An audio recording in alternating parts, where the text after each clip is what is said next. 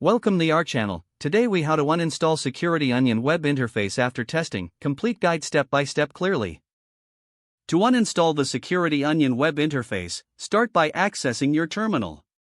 Log into the server where Security Onion is installed. Ensure you have the necessary administrative privileges. Check for any running Security Onion services.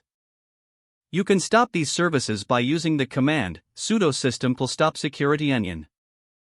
Next, remove the Security Onion web interface package. Use the command sudo apt-get remove purge Security Onion web. This command removes the web package and its configuration files. After removing the package, clean up any remaining dependencies. You can do this by running sudo apt-get auto-remove. Next, remove any residual configuration files. Use the command sudo apt-get purge Security Onion web. Now, check for any residual packages that may still be installed. You can list them with the command dpkg grep Security Onion. If you find any remnants, remove them using the sudo apt-get remove command.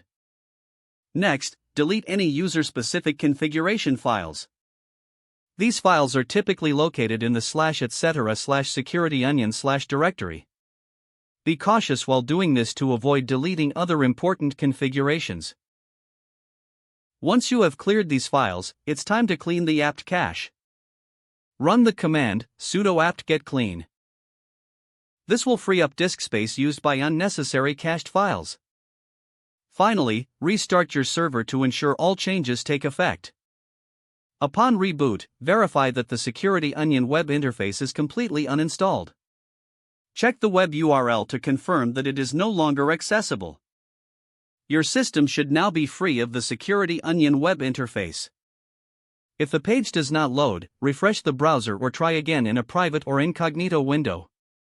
Make sure you are using the correct email address, then retype it carefully to avoid small typos. If your password is not accepted, use the reset option and create a new strong password you can remember. Don't forget to like this video and subscribe to our channel for more step-by-step tech guides.